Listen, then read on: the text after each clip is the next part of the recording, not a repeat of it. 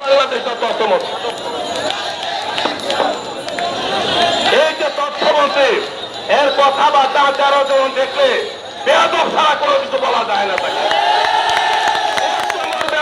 শোনেন শোনেন শোনেন শোনেন কথা শোনেন, আমি বক্তব্য থামাই দেবো কথা না শুনে। আপনারা এই বেয়াদব আমরা বলি নাই। আজকে থেকে 7 বছর আগে একটা আওয়ামী লীগের মঞ্চের মধ্যে সাজেদা চৌধুরী, আপনারা রেকর্ড বাইর করেন, সাজেদা চৌধুরী বলেছে হাসান মাহমুদকে মঞ্চের মধ্যে আমি প্রমাণ দিলাম, বলেছে এইরকম বেয়াদব আমি আওয়ামী লীগের কোনোদিন দেখি নাই। এই হাসান মাহমুদকে সাজেদা চৌধুরী আওয়ামী লীগের মঞ্চে বলেছে এইরকম বেয়াদব আমি আওয়ামী লীগের মধ্যে দেখি নাই। 7 বছর আগে যিনি বেয়াদব করছেন সাজেদা চৌধুরী, এখন 7 বছর পরে এই বেয়াদব আরো বড় হয়েছে না? 7 বছর পরে তো বড় হওয়ার কথা। নাইলে সে ম্যাডামের রোগ সম্পর্কে জানে না।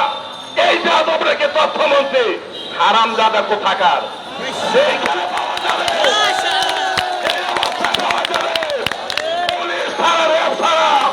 যদি কোনদিন আসো তুমি বাংলার জমিনে এই বিভ্রান্তকারী বেয়াদবকে শাস্তি দিয়ে ছাত্র দলকে গড়ে ফিরতে হবে। এই মেয়েরা শোনেন কথা, এই এর সাথে আমলে ঢাকা বিশ্ববিদ্যালয়ে এক লোক আছে ঝিনাইদহ থেকে, তর্ক লাগছে ছাত্র দলের এক ছেলের সাথে, কথা শুনেন কতটা সত্য। তর্কের এক পর্যায়ে মজুর জ্ঞানীর সামনে বলে কি, এই আমার সাথে সাবধানে কথা বলবেন। বলে কেন? বলে আমি সর্বহারা। আমগো ছাত্র দলের সেবা সাহস ছিল। বলে আরে রাজবার তুই সর্বহারা, আমি হচ্ছে দিশাহারা। তুই সর্বহারা, আমি হচ্ছে দিশাহারা।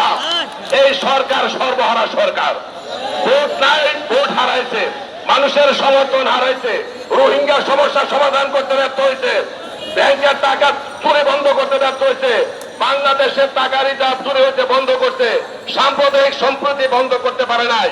অতএব সব জায়গায় ব্যর্থ হয়ে এই রোহিঙ্গা সরকার সর্বহারা সরকার। এই সর্বহারা সরকারকে বিতাড়িত করতে হলে ছাত্রদেরকে দিশাহারার ভূমিকায় অবতীর্ণ হতে হবে। বলেছেন 20 বছর মানুষের ইচ্ছা রাজত্ব, 40 বছরে মানুষের আছে বুদ্ধির রাজত্ব, 40 বছর পরে আছে বুদ্ধি এবং বিদ্যার বিবেচনার রাজত্ব। ছাত্র দল সেই সংগঠন। এটা কিন্তু কলা গাছ না, যেটা যদি হেলান দিলে আপনারা শীতলতা অনুভব করবেন। ছাত্রলীগকে বলতে চাই, আওয়ামী লীগকে বলতে চাই, ছাত্র দল কিন্তু কলা গাছ নয়, যেটাকে ধাক্কা দিলেন আপনি শীতলতা অনুভব করবেন। এটি ছাত্রদল আন্দোলন সংগ্রামের পরাকাষ্ঠায় রাজপথকে প্রকম্পিত করে এক একটা পাবলা গাছে পরিণত হয়েছে। অতএব পাবলা গাছের লাঠি, পাথের লাঠি সমস্ত কিছু নিয়ে এই দুঃশাসনকে উৎখাত করে দেশটা থেকে মুক্ত করতে হবে, মানুষের অধিকার প্রতিষ্ঠা করতে হবে, বিদেশে চিকিৎসা ব্যবস্থা করতে হবে। সেই কাফেলায় ছাত্র দলকে শরীক হতে হবে। ওই যে মহাসচিব বলেন, কিয়া সজুয়ান হওয়াগুয়ান হাকিতে ভবিষ্যৎ, এ তুফান বাড়িয়ে দিতে হবে পারে, নিতে হবে তরি পার। এই তরি পার করতে হলেন ছাত্র দলকে সহ্যে বৃদ্ধে রাজপথকে প্রকম্পিত করেন, সমস্ত পরিস্থিতিকে উপেক্ষা করে আগামী দিনে প্রকম্পিত করে মানুষের অধিকার প্রতিষ্ঠার জন্য ব্যাংকার সেবার ভূমিকা পালন করতে আজকের উপস্থিতি তাই প্রমাণ করে খোকন শ্যামল সহ ছাত্র দলের সকলকে প্রাণডাল অভিনন্দন জানিয়ে, কৃতজ্ঞতা জানিয়ে, প্রধান অতিথিকে ধন্যবাদ জানিয়ে আমি আমার কথা শেষ করছি। বাংলাদেশ জিন্দাবাদ, জাতীয়তাবাদী ছাত্র দল জিন্দাবাদ, দেশনেত্রী বেগম খালেদা জিয়া জিন্দাবাদ, তারেক রহমান জিন্দাবাদ। সকলকে ধন্যবাদ। আসসালামু আলাইকুম। ধন্যবাদ। সভাপতি জাতীয়তাবাদী ছাত্রদল কেন্দ্রীয় সংসদ, প্রিয় উপস্থিতি, এই পর্যায়ে আপনাদের সামনে বক্তব্য রাখবেন কিংবদন্তি ছাত্রনেতা, 90 সরকার বিরোধী আন্দোলনের প্রাণপুরুষ, জাতীয় বীর, বাংলাদেশ জাতীয়তাবাদী ছাত্রদলের সিনিয়র সাবেক সিনিয়র যুগ্ম ভারপ্রাপ্ত সাধারণ সম্পাদক, ডাকসুর ভিত্তি ঢাকা মহানগর উত্তর বিএনপির বিপ্লবী আহ্বায়ক জননেতা আমান উল্লাহ আমান।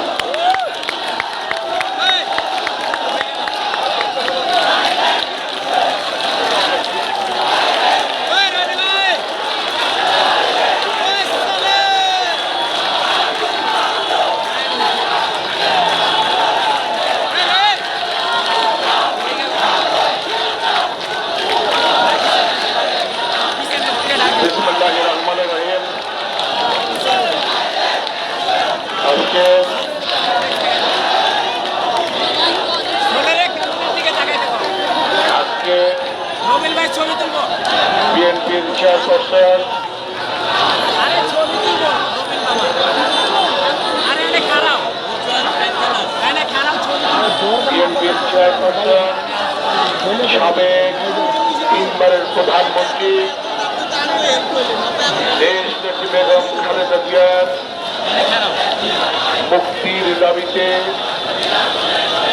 এবং অবিলম্বে তাকে বিদেশে চিকিৎসার ব্যবস্থা করার দাবিতে জাতীয় ছাত্রদল আয়োজিত আজকের এই বিশাল সমাবেশে সংগ্রামী সভাপতি, সংগ্রামী ছাত্রনেতা, আজকের সভাপতি জনাব ফজলুর রহমান খোকন,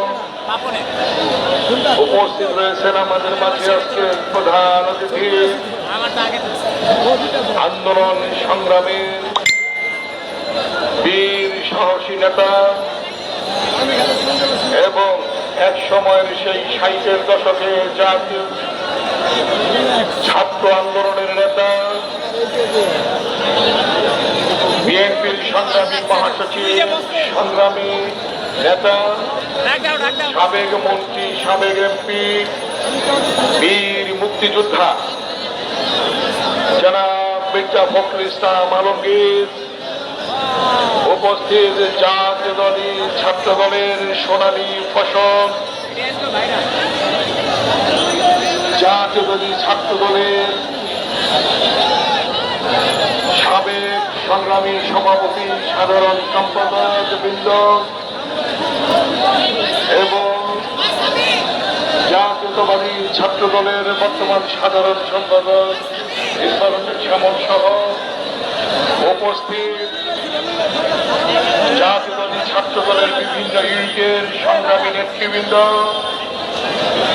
জাতীয়তাবাদী ছাত্র দলের আমার ভাইয়েরা, বোনেরা এবং আমাদের প্রিয় সাংবাদিক বন্ধুরা, আসসালামু আলাইকুম। আমি সময়ের অভাবে কারো নাম বললাম না। আমি আজকে এখানে আমরা সকলে আমাদের সাবেক ছাত্র নেতৃবৃন্দের বক্তব্য শুনেছি। আজকের এই বক্তব্যের মধ্য দিয়ে আমার বাঁ দিকে যারা দাঁড়িয়ে আছো, এই সমাবেশটি চলে গেছে সেই হাইকোর্টে, দেখা যাচ্ছে না।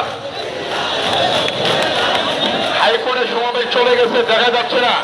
এক এক ইউনিটকে একজন দাঁড়াও, বাকিরা বসো বসো, একজন বসো বসো বসো বসো বসো বসো বসো, ওইদিকে বসো, ওইদিকে বসো বসো। এই সমাবেশ ওইদিকে হাইকোর্টে, ওইদিকে চলে গেছে সচিবালয়, অথচ সমাবেশটির মধ্যে 3জন 4জন দাঁড়িয়ে আছে। কেন দাঁড়িয়ে আছো তোমরা? বসো বসো বসো বসো, একজন বসতে বলো, বসতে বলো, বসো বসো বসো বসো, সবাই বসো। আজকে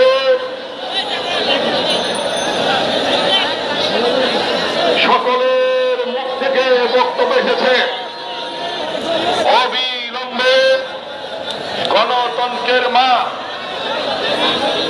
দীর্ঘ 9 বছর স্বৈরাচার বিরোধী গণতান্ত্রিক আন্দোলনে রাজপথে আপসীন ভূমিকার মধ্য দিয়ে গণতন্ত্র পুনরুদ্ধার করেছিলাম, যার নেতৃত্বে ইনি হলেন গণতন্ত্রের মা, বিএনপির চেয়ারপারসন, 3বারের প্রধানমন্ত্রী দেশ নেত্রী বেগম খালেদা জিয়া।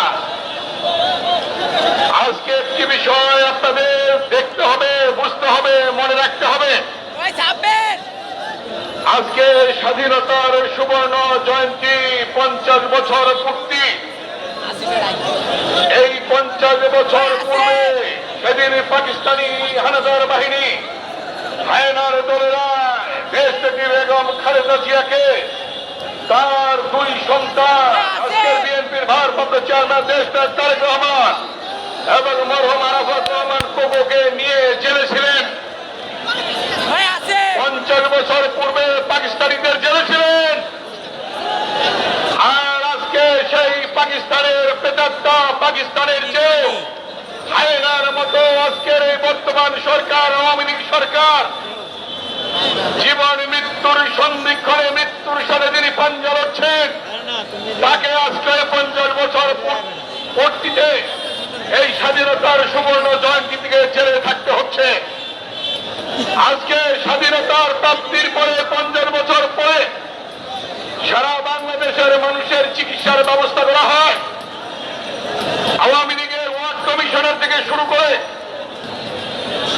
আওয়ামী লীগের নেতা কর্মীদের সেই ওবায়দুল কাদের থেকে শুরু করে অবৈধ প্রধানমন্ত্রী শেখ হাসিনা থেকে শুরু করে সকলের চিকিৎসার ব্যবস্থা করা হয় এবং বেরোনে গিয়ে চিকিৎসা করে এসেছে মোহাম্মদ নাসিম এবং শেখ হাসিনা।